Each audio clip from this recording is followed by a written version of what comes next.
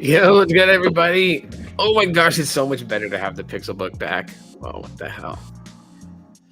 But anyways, how's it going? Happy Sunday. Let's see. When you pop in, please say hi so I know that you're here. Got a little bit to share with you guys today for a Sunday. I initially wasn't going to plan going live or anything like that today. However, some interesting things popped up. Also, please let me know how the live stream is going. I am using my Verizon hotspot for this live stream. So, yeah, I would really love some feedback on that. Good morning to you, Gene, my good sir. How you doing today? Yeah, so all right, let's just kick off into it, right? You guys can tell me how the stream looks on your end, so that way I know. Yeah, it's pretty early for me. It's like 8:46 a.m. my time, but I'm kind of used to being up at this time of the day. And I figured I would go ahead and just do this live stream because I don't know if anybody else is going to go live today, and I don't want to cut into anybody's time. So I figured, you know what? I don't see anyone online right now, so let me go ahead and just do this live stream. And most people will probably catch the replay, so that's totally fine by me. But anyways, all right. So a couple things I want to talk about. Okay.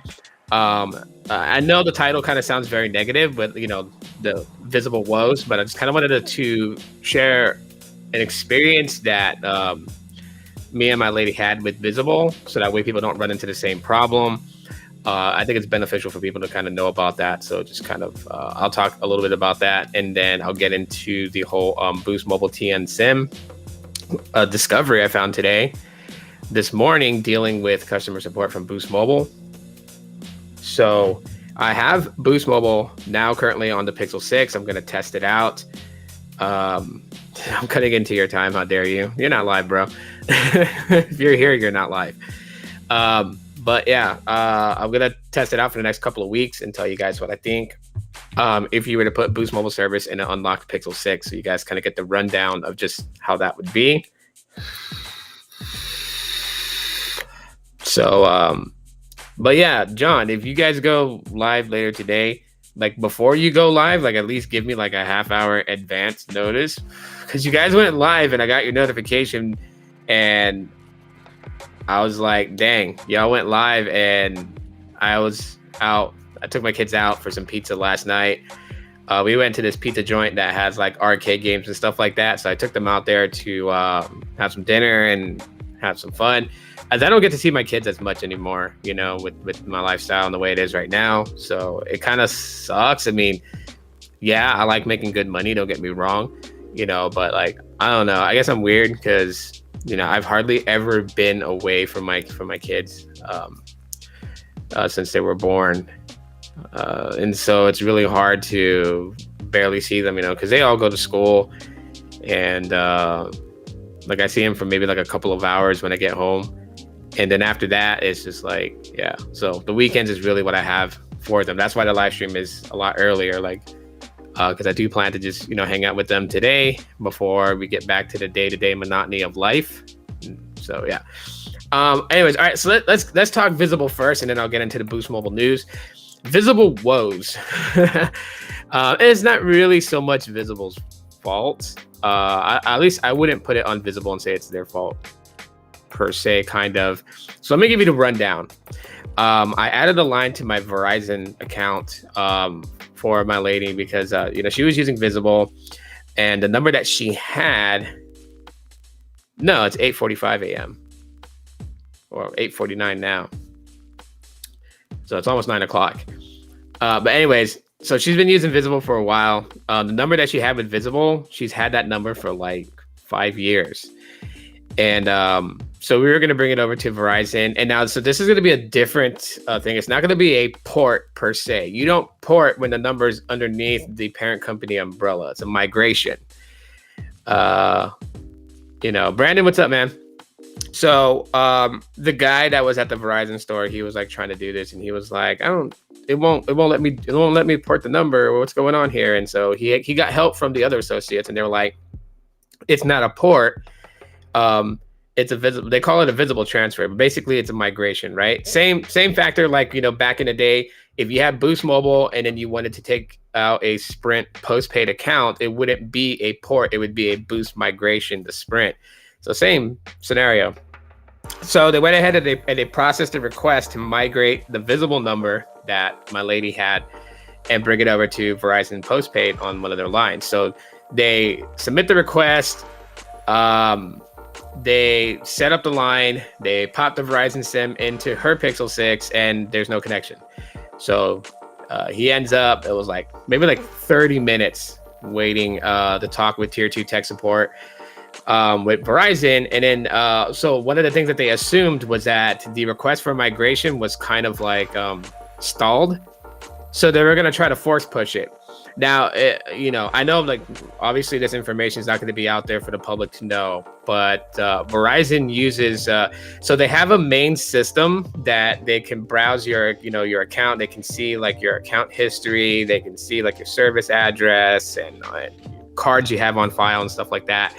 But there's a backbone system that's called Vision, which is a much older system. I don't think today there's a lot of Verizon customer care reps that would know how to use Vision. This is a system that I've used way back in the day. So like I know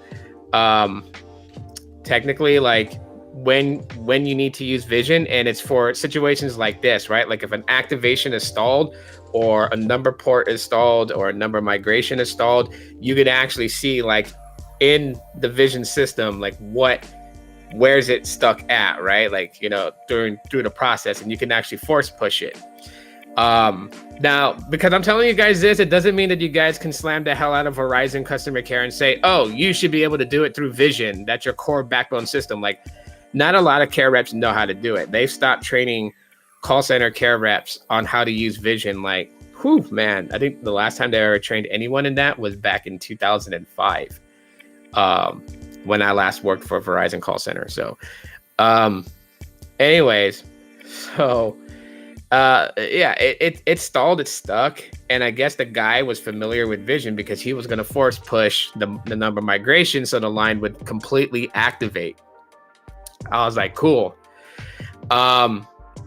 So he had us on hold for like another 15 minutes. He comes back on just to check in with us. And by then, my lady's already irritated. Like she's just like, she's worried that she's going to lose her number that she's had for 5 years. So she's like, you know what? Just have them give me a new number. Leave my visible number alone. So I tell the Verizon rep, I'm like, hey, yeah, you know what? Well, just give us a new number.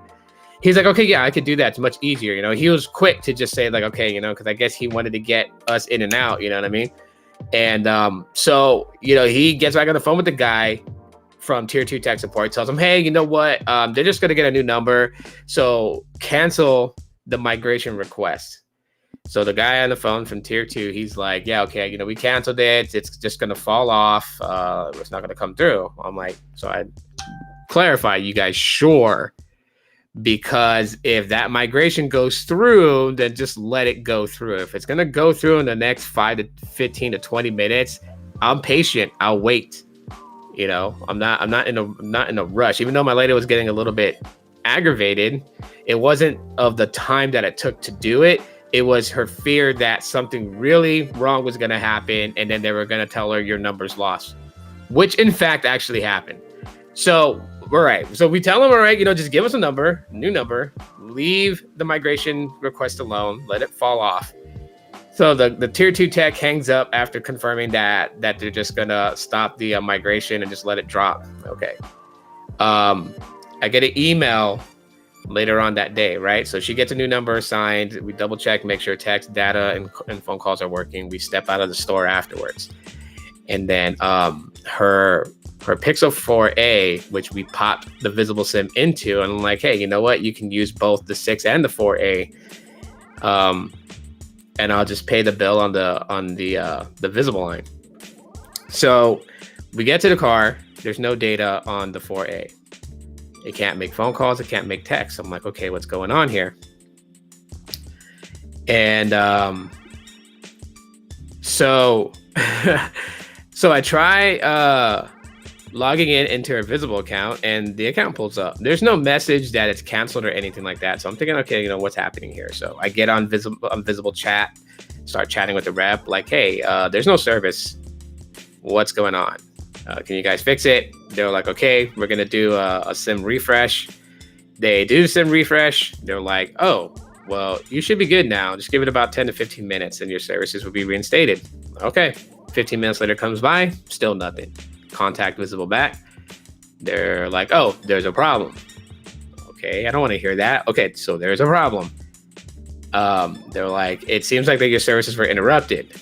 I was like, yeah. I was like, let me explain it to you in a nutshell as clear as I can. And I explained the events of what happened, what I was told from tier 2. And I was like, okay, left it at that. They're like, oh, okay. They're like, well, thank you for choosing to stay with us instead of leaving us.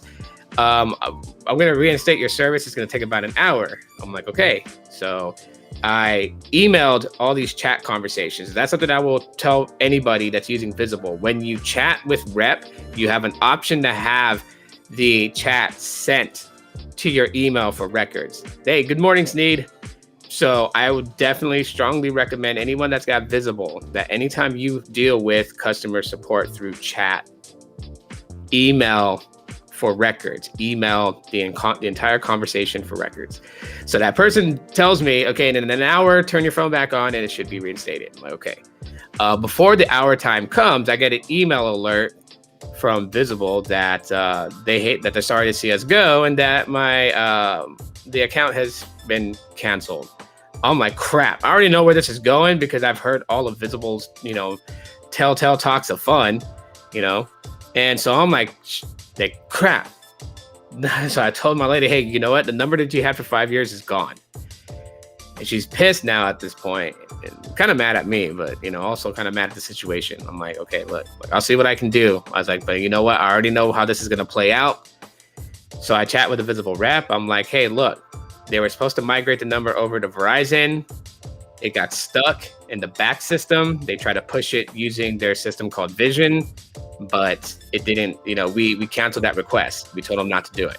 It was supposed to fall off. So the account from Visible should not have been requested to be closed because the number wasn't fully taken over to the Verizon postpaid side. And the person that I was chatting with was like, I'm so sorry to hear that. And, once the account is closed, it's closed for good. The number's gone forever, right? It's going to get reassigned to somebody else in probably like 6 months to a year's time. I'm just like, dude. So I'm asking them, right? And I'm being cool about it. I'm not the type of person that likes to press chat reps or care reps on the phone because I know how hard that job is already to deal with it. You're getting yelled at by people. And so, yeah, I just didn't want them to feel bad. And I told them I'm not mad, but I just want to know, the protocol for Visible with the account setups. There has to be a fail-safe. And I asked them, is there some sort of fail-safe in case? Because you're literally telling me that if an account is canceled, that number's gone. But what if, because, Visible was hacked several months ago, what if someone goes in, gets into your account, requests a cancellation? You have to have some sort of fail-safe. You can't just tell people oh, it's been canceled, your number's gone forever. There are some people who have numbers for years and they're not about to go and contact everybody in the family to say, hey, I had to get a new number. The number you've known I've had for 12 years is now gone. There has to be some sort of fail-safe. So they're like, okay, you know what? We'll send it up to our tier 2 and we're going to have them see if they can reinstate the account with the number that she had. And I'm like, okay. Problem with that is that was about 4 days ago. Yeah. And I still haven't heard anything back from Visible. Not an email that says, hey, we're still working on the situation. And I'm comparing this to say Google Fi. Where I had an issue before I canceled my Google Fi account a couple of weeks ago, but I had an issue and I was getting annoyed with Google Fi because they were like, look, we have to send it up to our tech support team and we'll get back to you with a resolve for the situation. I'm like, okay, Google Fi, do your thing. And then every day, oh man, I just activated the assistant. Hold on.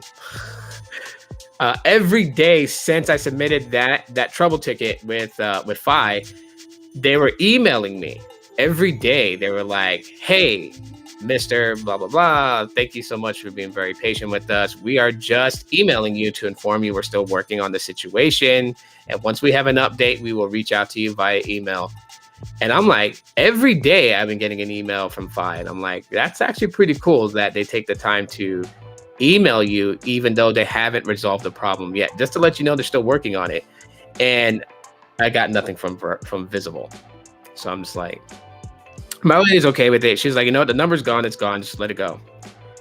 And I'm just like, you know, I'm kicking myself in the butt because I'm like, I should have just opened a new line with a new number and just left her Visible line alone. But I do know that, you know, with her job, that number that she had, that's what her bosses knew as her number, because, you know, she is a manager at a store and also a bookkeeper. So she's running double duty in that place that she's at. So, I mean, yeah, when you're in a higher position and stuff like that, your number is very important because your other colleagues and employees do reach you to that number. So she had to give her new number out to everybody. And so I was like, yeah, I was like, the only other cool thing about her getting a new number is that the people that she didn't want having her number now don't have her number, and she doesn't have to update them that she got a new number. So that was like the cool thing. But the reason I'm sharing this story with everybody about what happened with Visible, it's not to tarnish Visible's name. I'm not mad at Visible, you know what I mean? But I do feel like there's a couple of things that Visible can do to make the experience much better for customers. One, there has to be some sort of fail-safe. I honestly feel like that when you request a number migration to Verizon or a number port out to another carrier, that technically no account cancellation should be set forth until the number is taken. Because that's one of the things that the chat rep said. Like, once you request to have your email, to have you emailed your port out credentials, right? Because if anyone that has Visible knows, when you go into Visible app and you look at your account info, like right underneath your mobile number and your account number, it tells you to click here to request port out information. And when you click that, you get an email that gives you like the port out PIN, the account number, so you can provide that to the other carriers and it can take your number over. But what they basically confirmed with me is at the moment that you even click that button, they've already set cancellation for your account within 24 hours. Okay. Because when we got that port out information, we requested it the day before we went to Verizon to open up a second line on my account. So it's like their system shouldn't be doing that. No cancellation of an account should be until the number is actually taken, because in order to port a number, you got to do it from an active account. This is the reason why when people like don't pay their bill and so their account is suspended and then they want to port, they get that drastic news of like, yeah, you can port your number once your account is active. So you have to pay your past bill that you're on suspended for to, you know, react the service to your account, and then you can port your number out. So it's a really weird way how Visible does it. Like they pretty much like set that to happen. That shouldn't. It should only be canceled once the port is done or the migration is done. There should be some sort of fail-safe because, you know, obviously today, I mean, it seems like that major corporations have Game Boy level security, and so if someone can get into your account and request a cancellation, there should be a recovery. Honestly, I feel like there should be a 72-hour recovery point where you as a customer can recover your account, right? So they should put a link in there. Like if the account gets accidentally canceled, there should be a hyperlink in the app on the account that allows you to recover the account before 72 hours. Give that good length of window to customers because things happen. You know, a parent can get a Visible line for their kid gets access into the Visible app and decides to play around with things because they think they're MacGyver, and then they hit cancel not knowing they did that, and then the account gets canceled. Well, they don't know what they did because they were jerking around with a lot of things. So I'm thinking a 72-hour recovery point would be great for customers. That way customers don't have to deal with the same mess that I dealt with. You know, in this situation, it's not Visible's fault. It's not Verizon's fault. It was my fault for even attempting to do it. Even though the guy at Verizon Tier 2 tech support continued to push the migration and vision, even though we've asked them to stop doing it and just let it fall off.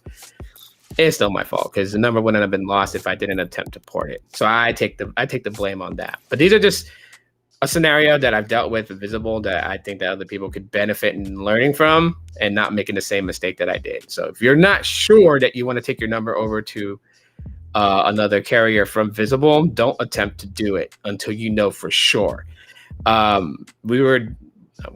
I was dumb enough thinking that, okay, you know what, maybe it might take a couple of hours for Visible to email the port information, and it only took less than a minute. So when you go into the Verizon store or you go into the carrier store to port, you can simply just request it right then and there, and it will pop up in your email in about a minute or two, and then you can just do your port, and then the account will close out.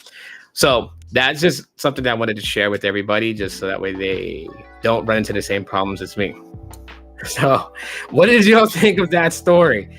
I mean, my situation and all that, like, that was crazy, huh? I mean, how would you guys have reacted?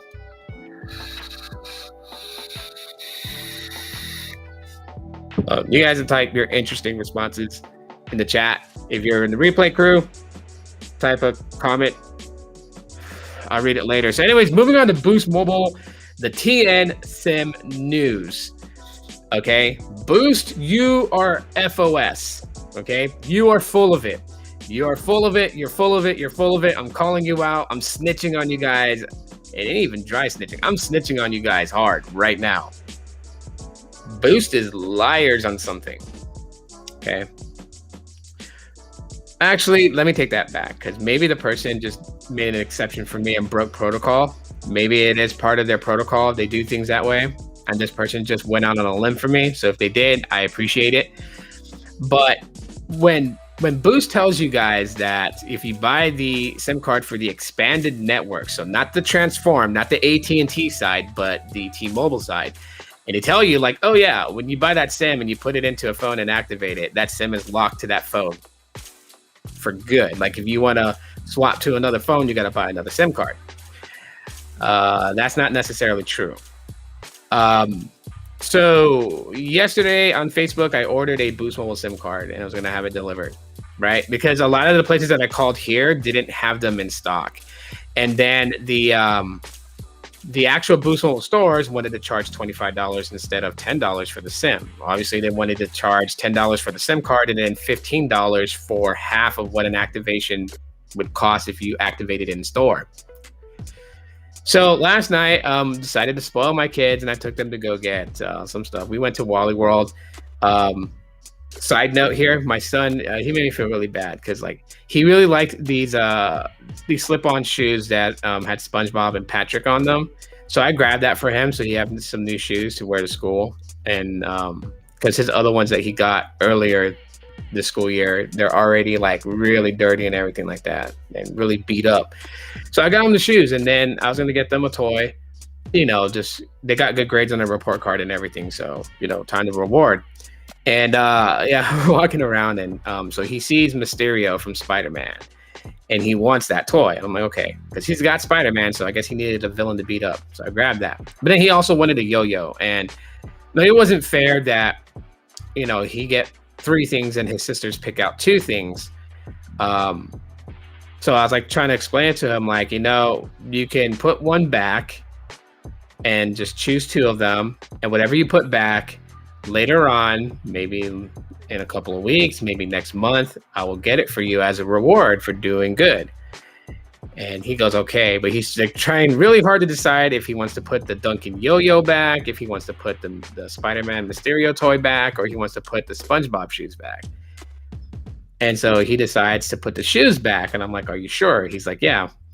So I grabbed the shoe in the cart, and I'm about to take it out. And it just melted me because like his eyes were sad. They were starting to well up with tears, and he kind of poked his bottom lip out. And then all of a sudden the waterworks just came. But he wasn't like throwing a tantrum like wham, wham, wham, wham. You know, he was quiet. He was just, the tears were coming out because he was watching the shoes get taken out. So my lady was like scolding me. She was like, oh, you spoil him. He's your baby. You know, because he's our youngest. He's the youngest of my bunch. And I felt bad. So like I was going to buy me these pajama pants. They were from Stranger Things, because I like that show. And so I got the pajama pants. And I'm looking at my pajama pants and I'm like, you know what? I really don't need this. So I took it out and I put it back. And then I walked over and I grabbed the shoes and I put them back in the cart. And I'm like, okay, you get 3 things. And I told him, you get the shoes, you get the Spider-Man toy, but the yo-yo technically is mine, but it's actually yours, but it's mine. That's what I'm going to choose for myself to buy. So my lady looks at me and she's like, you spoiled him. You give up something that you wanted so he can have it. I'm like, yeah, but I love him. He's my son. But anyways, while we're at Wally World, I go to the electronics section and there's like a whole, like inside the lock casing, there's a whole stack like that thick of Boost mobile SIM cards. And they were supposed to be for the expanded network. By the way that the packaging looks, it's the same as the other ones that I bought. So it's not like the old one from Sprint where it's like more of like a dark gray with orange and it just says 4G LTE on it. This one actually tells you like, it's the new expanded network. So I'm like, okay. So I called the guy over. I'm like, yeah, I want to grab a SIM card kit for Boost Mobile. He opens up the thing. He tells me to go ahead and pick one. I grab one off of in there, pay for it, right? And then I get like all excited because I'm like, hey, when I pay for it, instead of it being $10, it's $2.50. I'm like, what the hell? And I'm looking, I'm like, well, I'm not going to argue that. So I paid $2.50 for the Boost SIM kit. I guess there's some sort of promotion at Walmart that the Boost Mobile expanded network SIM cards are selling for $2.50 instead of $9.98. So I'm like, okay, you know what? Like, I wanted to try Boost Mobile on the Pixel 6. I got a new SIM card to do this, right? Because, Boost Mobile is always like, if you're going to swap a new phone onto your Boost account, you need a new expanded SIM if it doesn't already have one, bonded to it. So like, okay, I got the SIM cards. I come home, I pop the Verizon SIM back into the Pixel 5 and grabbed the new SIM. I put it in the Pixel 6. I log on to my account on Boost Mobile. I engage the device swap, right? IMEI put in, accepted. Then it asks me, do you have a new expanded network SIM card? So I just wanted to see. So I hit no, and then it gives me this generic statement like you have to get a new SIM. So then I click yes, and then it opens up to enter the ICC ID. So I put in the new ICC ID. I double check, I triple check. Error, there's an issue. Error. Tried every way. Error. So I'm like, okay, you know what? Boost is closed. I'm gonna go to sleep. I'm gonna go to sleep, and I'll come back. I'll talk with them in the morning. So woke up this morning, grabbed the Pixel 6, got online, started chatting with a Boost rep after attempting to do a device swap this morning, and it failed again. Talked to a Boost rep, and they're like, gave them the IMEI to my Pixel 6. They're like, good news, it's supported. Gave them the ICC ID to the new SIM card I bought last night.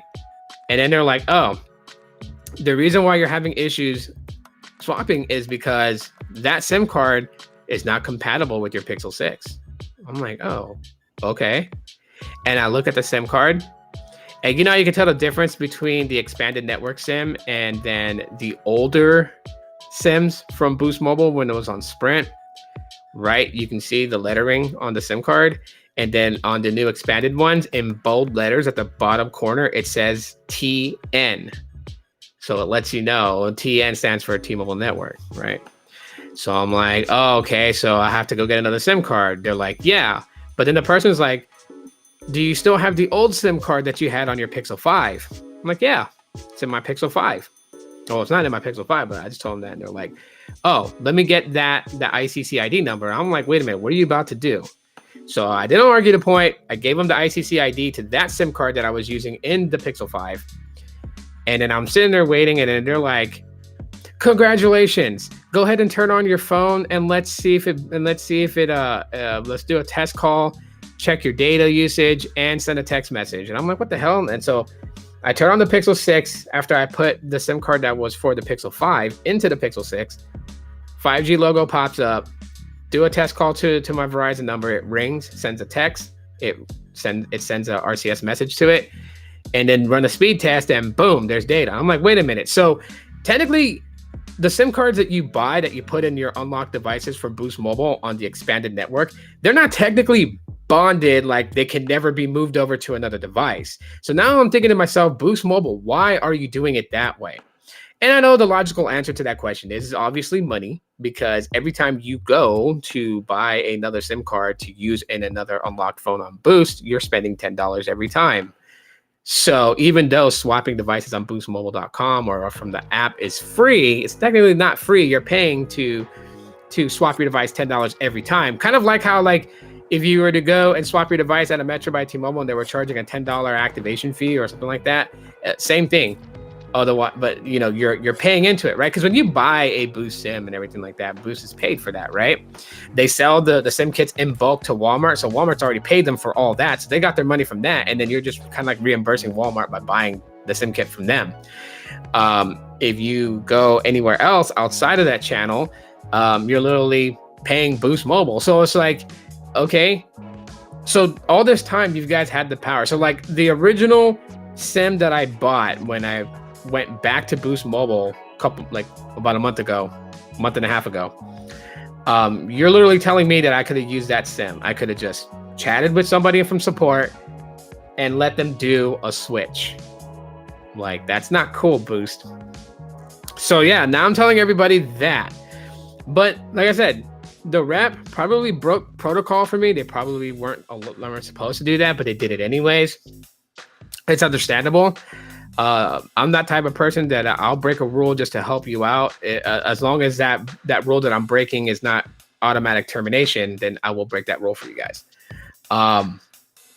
So yeah, now it's working.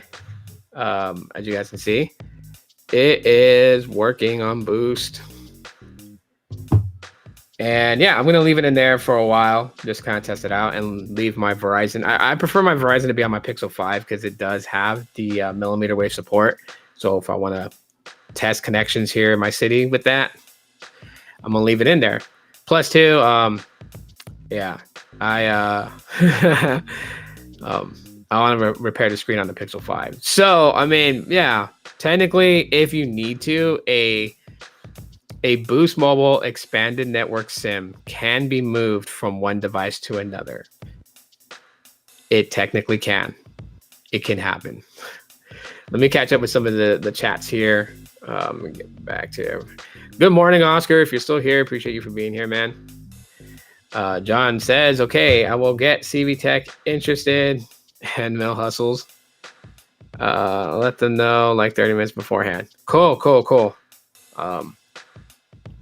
Yeah, let me know 30 minutes beforehand so that way I can make sure I'm available to join in. Isaac, good morning to you. Good morning. Welcome.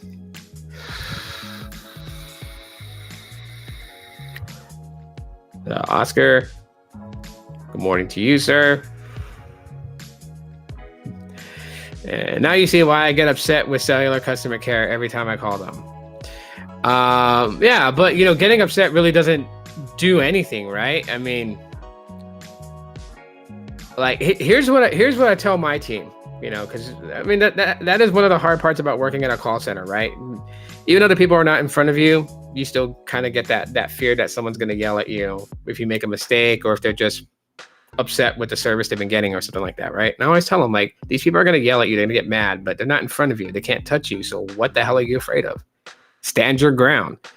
You know, if they're trying to like bend your arm to break company policy, and you know that policy is going to get you in trouble by QA when they're listening on your call, don't break the policy. Stand your freaking ground. You have nothing to worry about.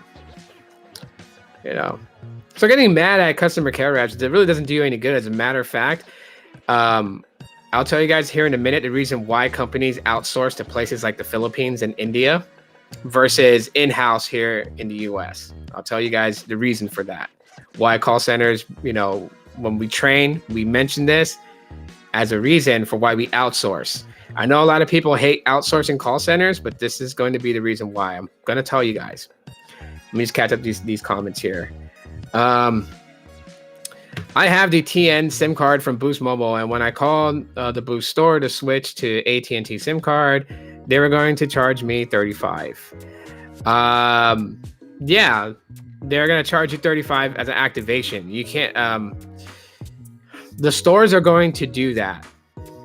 I hate to tell you that they're going to do that, because either way, if you were to walk into a Boost store and create an entire new account just to get on the new transformed network with the AN SIM card to access AT&T network, it's going to be a new line of service activation, right? You're going to pay $35. So either way, they're charging you what they call the activation. Now we can get mad and angry and talk about, well, I'm already a Boost customer, you guys should just do this for free, right? That the stores, the people that work in the stores, they got to make money, right? And if they don't do these things that the franchise owner wants them to do, policy wise, they're losing out on money for themselves, right? So of course they're going to be about their money. It is what it is, right? You don't go to work for free. You go to work to make a paycheck, right? So you're not going to let someone steal from your store because you want to help them out, and sacrifice your job. You know, at the end of the day, you're making money. So that's like, I'm not saying you're wrong, Gene. Like, you have every right to be aggravated and upset. I'm just explaining to you their perspective too, so you have an understanding on two sides of it. There's two sides to every coin. That's why they do those things. But yeah, it sucks that, you know, everything has to be a charge and everything has to be like, they really shouldn't, you know. But then again, they're not postpaid, so it's not. Yeah, there's all those things that factor in. Let's see. Then when I went to the store, they advertised they were open at 10 a.m. Eastern Standard Time, and when I went all the way down there, they were closed. Yeah. You know what's funny too? Like, I can Google search all the Boost mobile stores here, and you know, to get their number so I can call them. And like, I think 16 stores here have old numbers still on Google as a contact number. When you call it, the number has been disconnected and the number's no longer in service. So I mean, yeah, Boost is just like really out of it. I still got 5G T-Mobile network SIM card from Boost Mobile since August 4th of 2024. Unfortunately, AT&T is not available here in Puerto Rico anymore. Oh, right. Didn't it have another company? Isn't there another company in Puerto Rico that's pretty much like using AT&T's stuff out there? I forgot. I think there is. Someone let me know. And then Khalid. Okay. All right. Oh my gosh. Hashtag ADHD moment. Ooh, ADHD. What was I going to tell you guys? That was like a secret. Well, not a secret, but like, what the heck was I going to say? Oh yeah. Outsourcing call centers. Okay. Here is the cold hard truth. Again, like I was talking about,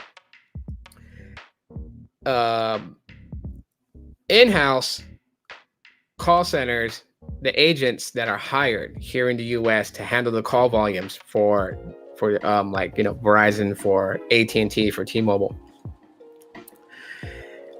they really do have a problem with people being intimidated by customers on the phone.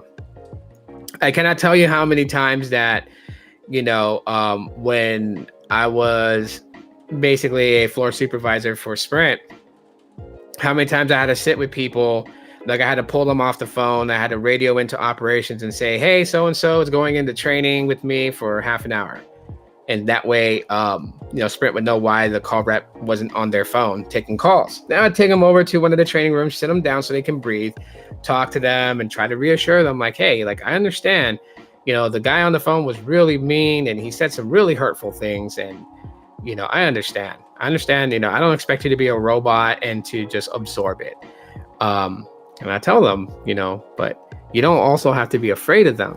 I mean, we have a secured premises. You need one of these badges to scan to get the doors to even open for you to get into this facility. And there's hundreds of us here on the floor. We're not going to let anybody who's dumb enough to try to come here and look for you hurt you. We're going to protect you. And two, this is the reason why you only give your first name when you introduce yourself to the customer on the phone. This is why we don't ever tell you guys to use your first and last name, much less if you did use your first and last name, you would get dinged on QA, which would be strike one. And if you continue to do that, you would get terminated because you're putting the center at risk by doing that. But so I was telling them, like, you're fine, you're okay, you're relaxed. The higher ups in the corps, they kind of frown upon people that have fear of dealing with customers on the phone. And so to them, they're like, well, the call centers in the Philippines, the people that work there, they're not afraid. The people that work in India, they're not afraid. and the labor is cheap out there compared to what we're paying here. So let's outsource, because then we'll have less policies broken. We'll have less mistakes, because those guys, in fact, act like robots, right? And that one of the reasons why a lot of people hate talking to care reps that are in the Philippines, because it seems like that they have absolutely zero empathy or sympathy for you. Like, they have zero. Like, you can feed them this long story of like, recently I got hit by a car, I've been out of work for 2 weeks. Can I get like an additional 3 days to pay my bill? And then they're so cold about it. They're like, oh, unfortunately, yeah, we can't do that this time. If you cannot make your payment by 9 p.m. tonight, services will be disconnected. And then if you pay in 3 days, you'll have to pay the reactivation fee. Like, they're just so cold about it, right? Like, they don't. The most type of empathy you'll get from call reps in the Philippines or in India is, oh yeah, I'm sorry about that. But unfortunately, yeah, that's what comes next after I'm sorry about that. It's not like, oh my God, I completely understand what's happening with you. I'm so sorry that happened. I will check to see, no guarantees, but I can check to see if we can make an exception for you. If you're willing to wait on a brief 2 to 3 minute hold, let me find out that information for you. Would that be okay? And they're like, yeah, see, empathy there, because I'm trying to bend the rules a little bit to help the customer out. Rep in the Philippines, they ain't bending for nothing. And so that's why a lot of companies like T-Mobile and Verizon and AT&T and even cellular companies, even like, like Cox, CenturyLink, not CenturyLink. CenturyLink's home office is here downtown, and that's where the call centers are at. The call centers, I believe, is on the 5th, 6th, and 7th floor. But anyways, this is why a lot of companies outsource their customer care to other countries, right? Like with Sprint, when I was working with Sprint, customer care was always outsourced. There was hardly any call centers here in the US that were customer care for Sprint. They had a call center in the East Coast that was specifically for billing, because they won't outsource that. So if someone, like, I know that for a fact, and I remember one time someone kind of argued me because it was like, oh, well, I got someone on the phone who had an accent, and I'm like, yeah, well, there's people who live in this country that have an accent. But I know for a fact that the billing department for Sprint was never outsourced outside the country. The 2 departments for Sprint at the time that was never outsourced that job to outside of the United States was billing and retention, aka account services, which was where I worked, right? Because we were the last line of defense before someone ported it out or canceled their line of service, right? We were the ones that had more pull than customer care, until people started abusing that. And then Sprint was like taking away all the tools we had, until eventually we were just about the same as customer care as far as the limitations that we had. So anywho, that's why they outsource. They outsource because less policies broken. Now, why did it care about policies broken? Well, because the policies that's mainly broken are policies that have to do with reasons why we don't credit back an account or provide credit to an account for a specific situation, right? Those are always the policies that's broken, because I've dealt with customers all the time with Sprint. And while people would be like, yeah, they were porting out from Sprint because Sprint totally sucks. And I'll tell you guys right now, only 13% left Sprint legitimately because to them Sprint sucked. Okay? The other 87%, they left because they wanted to twist Sprint's arm. They've heard on the internet from thousands of people that Sprint sucks. You can't talk on the phone and surf the web at the same time and all these things. So a lot of people try to take advantage of that. They were like, oh, well, I'm going to call them and complain that I can't do this. And maybe I can get them to credit half my bill. Maybe I can get them to credit this phone that I leased from them so I can quickly, pay it off and take it to T-Mobile. There were a lot of people that tried to work the system. So we always had policies in place on things that we just didn't credit back for. But then there were always people who were, technically weak and didn't stand their ground. And I'm going to call them out for what they are. They're weak. They wouldn't stand their ground, and they would. I had a person who took a call, and because he was so scared of the gentleman on the phone, the gentleman was complaining about he can't stream video on his phone in 4K. The guy tried to use the technique that I used, which is like, yeah, if you can't stream video in 4K on your phone, to be honest with you, it's a very small display. 1080p is not horrible. I've actually spared the company a loss of a customer by using that verbiage when someone told me the same scenario of why they wanted to leave. And he tried to use it, and the guy cut him off, started arguing with him about it. Like, don't you dare tell me that 1080p is exactly like 4K. I know what I'm talking about. Just because he can throw out some fancy stuff, tell you that it's 1080 by 1920 for 1080p, just because you can read the back of a box or read something online that makes you sound intelligent. He figured that he could just go ahead and maneuver that whole thing, right? So what the rep ended up doing, because we were very slammed that day, so I was spread all over the place, taking different, super requested calls to sit there and get yelled at by a person before they hung up the phone on me. And so he went ahead and he lied, and this is what got him fired. He lied because we have a chart sheet. Each team lead has a chart sheet. You have to put the customer's name, the customer's account number, the credit that you applied, and the reason for the credit. Right. So yeah, he went ahead and credited half the person's bill. He credited the amount for the phone. And when he did that, then he submitted an unlock request. So, but on the chart, he just put credited account issue, customer complaint. Not descriptive. So when I saw that on the chart, I already knew something was up. And like when I was at the Sprint call center, I wasn't a team lead. I was floor support supervisor. So I took all the supervisor calls and I helped all the agents like side by side when they needed help. That they would call me, I would run over there. So I was always on my feet. At the end of the day, one of the team leads that was the night shift person would leave. And when they left, then I had their passwords to their computer to go in and apply the credits to these customers' accounts. So yeah, it was a lot of work that I was doing. Like I had a whole chart sheet. I had to go line by line, each account, access the account, put the credit, put in, my ID number so they know who applied the credit. But this guy already applied the credit. He already did it himself. So when I went and looked, I was like, okay, I see what he did, because everything is timestamped on that person's account. So I can see, IB phone, which stands for installment billing phone, paid. I'm like, how did it pay? This person did not make a payment. They didn't, submit authorization for us to charge their debit or credit card. Because anytime that they're going to make a payment, they have to authorize that payment, and then it gets auto notated on their account with Sprint. And so, yeah, I seen the phone was paid off. I seen an unlock request submitted, and I seen a credit for half the person's bill applied. And I'm like, what did you do? And of course he got fired. So this is it's things like that. The reason that made a company such as Sprint, T-Mobile, AT&T, and Verizon to outsource customer care. Now, of course, the guy got fired because account services will never be outsourced to outside of the United States when handling U.S. customer accounts. So yeah, he broke major protocol there, and that's why he got fired.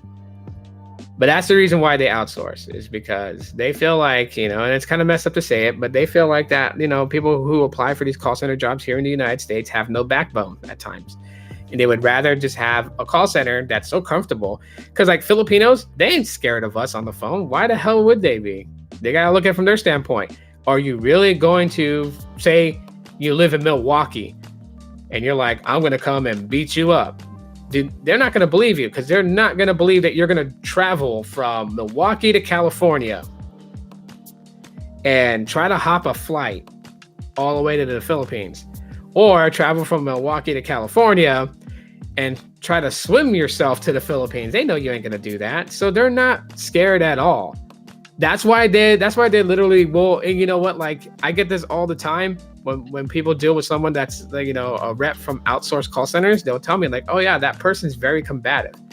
And I'm like, yeah, they're keyboard warriors, because they know that they can't be touched. So they want to act any sort of way. And I used to get irritated with that, because it's like, if we got protocol to follow here and we got to act a certain way on the phone, that just because they're in the Philippines, they got to act the same way too. They can't be like, a little bit more direct and challenging on the phone calls. Because the thing that always pissed me off about outsourced call centers is that they would give attitude to the customer, and then when the customer's like, oh, screw this, I want to cancel my account now. Well, guess what? Now we got that customer, and we're hearing, and it's not that we're here in the US that we're afraid of them, but you just sent us a pissed off customer that you pissed off, and now I gotta handle it. That's why I used to get mad at call centers, because yeah, while it's beneficial that they're not going to break any policies because they're not afraid, they also grow a set of balls and then make a problem and then expect us to finish and make it better. I hate outsourced customer care. They sometimes lie, not all the time, but most of the time they lie. It depends. I'll tell you that much right now. I'm not gonna go and call all those Filipinos liars. There are some stuff that happens, and about the questions you asked them. Yeah, sometimes, and it also depends on how they're trained. You gotta remember. Here's my philosophy on this, right? If I have a business here in the US and I have protocol and policy set in place for the way that I want my business to be run, if I outsource that to another country to handle that volume of business that I need handled, I can't expect them to properly train their people the way that I've trained my people here in home base, right? Because the way that they perceive things is going to be different. Their mentality is definitely different. Their lifestyle and culture is very different. So I can say something a certain way and you guys get exactly what I'm saying. Share that same knowledge to a trainer from one of their centers, and then they repeat it, and it's going to sound completely different. The language barrier is also there, because yes, they do speak English in the Philippines to a degree, but most people just speak their native language, which is if you're in the northern area of the Philippines, it's Tagalog. If you're I think in the middle island chain area of the Philippines, or in the south area, believe they speak Ilocano, and those are two different dialects of language, right? So Ilocanos and Tagalogs, they don't, their words are not the same at all. What is the difference between Tagalog and Ilocano? Ilocano is more of the Filipino native language, and Tagalog is their native mixed with Spanish. Because yes, the Spaniards did venture off to the Philippines, and so yeah, Spanish culture has made its way out there into the Malay areas, like the Malaysian area and the Polynesian area. Yeah.